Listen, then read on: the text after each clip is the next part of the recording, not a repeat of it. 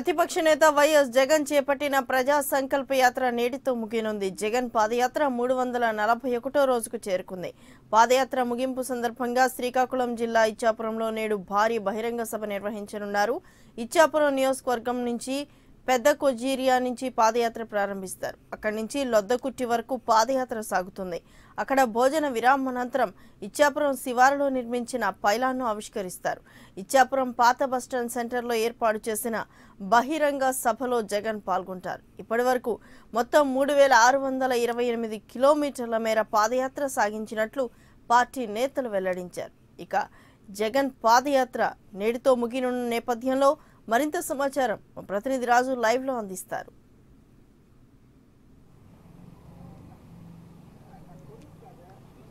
లలిత, జగన్ ప్రజా సంకల్ప యాత్ర ఇడుపులపాయతో మొదలుపెట్టి శ్రీకాకుళం జిల్లాలో ముగియనుంది నేటితో. అయితే శ్రీకాకుళం జిల్లాకు వచ్చేటప్పటికి ఒక చరిత్రాత్మక ఘట్టంగానే తీసుకోవచ్చు. ఎందుకంటే గతంలో ఏదైతే వైఎస్ రాజశేఖర రెడ్డి నుంచి కావచ్చు, లేకపోతే చంద్రబాబు కావచ్చు, ప్రతి ఒక్కరు కూడా మెగాస్టార్ చిరంజీవి నుంచి కూడా కావచ్చు, ప్రతి ఒక్కరు కూడా ఇచ్చాపురానికి అనేది ఒక ప్రత్యేక స్థానాన్ని ఏర్పాటు చేశారు అని చెప్పుకోవచ్చు. ఎందుకంటే గతం నుంచి ఇప్పటి వరకు కూడా ఎవరు కానీ పాదయాత్రలు కానీ, పార్టీ యొక్క సమావేశాలు కానీ, లేకపోతే పార్టీకి సంబంధించిన ప్రచారం కానీ ఏది జరిగినా సరే ఇచ్చాపురం నుంచి మొదలు పెట్టడం కానీ, లేకపోతే ఇచ్చాపురంలో ఎండింగ్ చేయడం కానీ రెండిట్లో జరుగుతూనే వస్తుంది.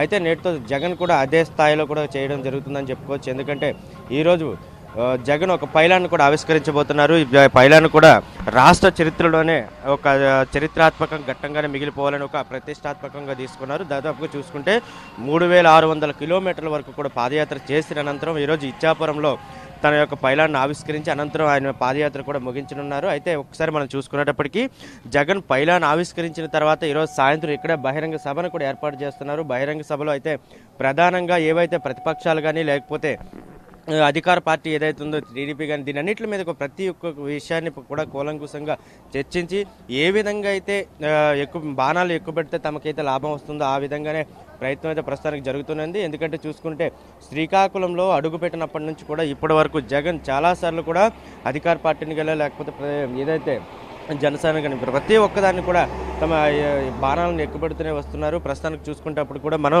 మీటింగ్ స్పాట్ దగ్గర ఉన్నాం. ఈ మీటింగ్ స్పాట్లో ఇప్పుడుగా చూసుకుంటే ఇతర రాష్ట్ర జిల్లాల నుంచి కూడా చాలామంది కూడా కార్యకర్తలు కానీ, నాయకులు కానీ అందరూ ఇప్పుడే ఇక్కడికి చేరుకోవడం జరిగింది.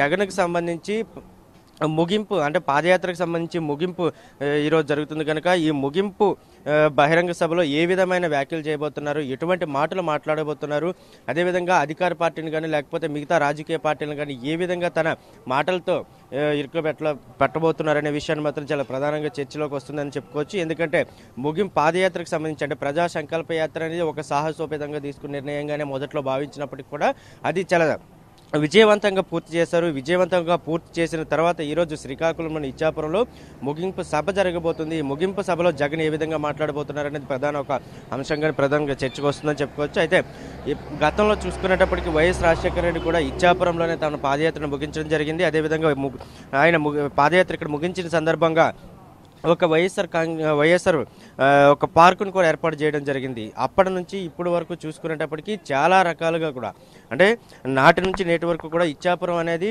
ఒక హాట్ టాపిక్గానే ఉంటుంది. ఎందుకంటే ఇచ్చాపురంలో పాదయాత్రలు మొదలు పెట్టడం కానీ, లేకపోతే పార్టీ ప్రచార కార్యక్రమాలు ఎక్కడి నుంచి మొదలు పెట్టడం కానీ జరుగుతూనే ఉంటుంది.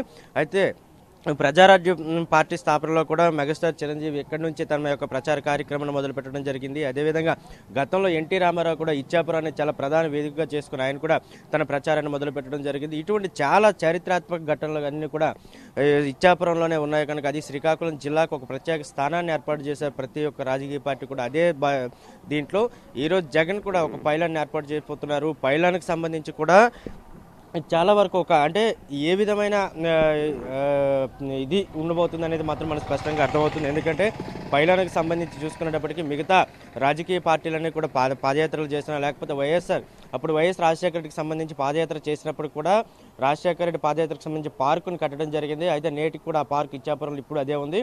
ప్రస్తుతానికి ఏదైతే బహిరంగ సభ జరగబోతుందో ఈ బహిరంగ సభకి పక్కనే వైఎస్ రాజశేఖర పాదయాత్ర చేసిన దానికి గుర్తుగానే ఆ పార్క్ అయితే ఏర్పాటు చేయడం జరిగింది. ప్రస్తుతానికి అదే వేదిక వద్ద కూడా బహిరంగ సభను ఈరోజు జగన్ చేయబోతున్నారు.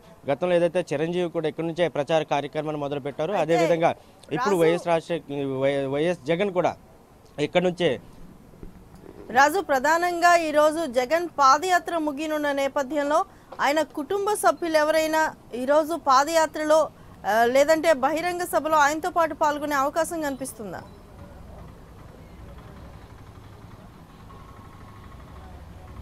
ముగింపు సభ అనేది చాలా ప్రతిష్టాత్మకంగానే తీసుకున్నారు. ఎందుకంటే పాదయాత్ర 3600 కిలోమీటర్ల వరకు కూడా సాగిన ఈ నేపథ్యంలో కుటుంబ సభ్యులందరినీ కూడా వస్తున్నారని తెలుస్తుంది. అయితే ప్రధానంగా ఇప్పటికే చూసుకుంటే రాష్ట్ర స్థాయి నాయకులు ఎవరైతే ఉన్నారో వాళ్ళందరూ కూడా ఇప్పటికే శ్రీకాకుళం జిల్లాలోకి చేరుకోవడం జరిగింది. ప్రధానంగా రోజాతో పాటు విజయసాయిరెడ్డి, అదేవిధంగా పలువురు ముఖ్య నేతలు ఎవరైతే ఉన్నారో వాళ్ళందరూ కూడా నిన్నే శ్రీకాకుళం జిల్లాకు చేరుకున్నారు. వీళ్ళందరూ కూడా ముగింపు సభలో పాల్గొంటారు. అదేవిధంగా ఈరోజు పొద్దున్న నుంచి కూడా ఖర్జూర్ నుంచి కూడా పాదయాత్ర మళ్ళీ మొదలవబోతుంది.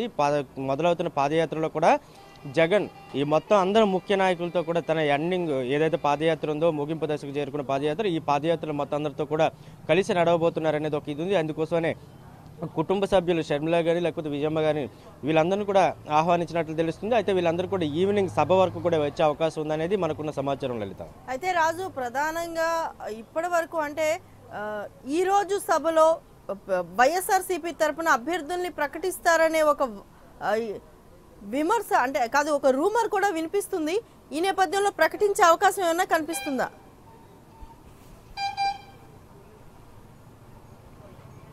అంటే తొలుత ఏదైతే ఇప్పులపాయలో పాదయాత్ర మొదలైందో అప్పటి నుంచి ఇప్పుడు కూడా అంటే దాదాపుగా చూసుకుంటే 1000 కిలోమీటర్లు క్రాస్ అయినప్పుడు కానీ లేకపోతే 2000 కిలోమీటర్ క్రాస్ అయినప్పుడు కానీ ఇది ప్రతి సందర్భంలో కూడా వైఎస్ఆర్ కాంగ్రెస్ పార్టీకి సంబంధించి ఒక అభ్యర్థుల ప్రకటన అయితే జరగబోతుంది అనేది ఒక ఆసక్తికరమైన అంశంగానే చెప్పుకోవచ్చు. అయితే మొదటి నుంచి చెప్పుకునేటప్పటికి కొంత ఏదైతే రాష్ట్ర స్థాయిలో ఉన్న నాయకులు కానీ లేకపోతే నియోజకవర్గ స్థాయిలో ఎవరైతే క్యాండిడేట్స్ ఉన్నారో వీళ్ళందరినీ కూడా చాలా వరకు కూడా ఫిల్టర్ చేసినట్లు తెలుస్తుంది. కొంతమందిని అంటే ఉన్న కాన్స్టిట్యున్సీలు ఎవరైతే ఇన్ఛార్జ్ ప్రకటించారో వాళ్ళందరినీ కూడా మార్పులు చేర్పులు చేయడం జరిగింది. అది కాకుండా శ్రీకాకుళం జిల్లాలో సంబంధించి కూడా 10 నియోజకవర్గాలకు సంబంధించి దాదాపుగా 4 నియోజకవర్గాల్లో క్యాండిడేట్లు మార్పులు అయితే ఉంటాయని చాలా స్పష్టంగా చేశారు. అది కాకుండా శ్రీకాకుళం సభలో కూడా జగన్ ఒక విషయాన్ని అయితే చెప్పడం జరిగింది. పార్టీకి సంబంధించి ఎవరైతే గెలుపు గుర్రాలు ఉన్నారో వాళ్ళని మాత్రమే ఈరోజు ఈసారి బరిలోకి దిగే అవకాశం ఉంది.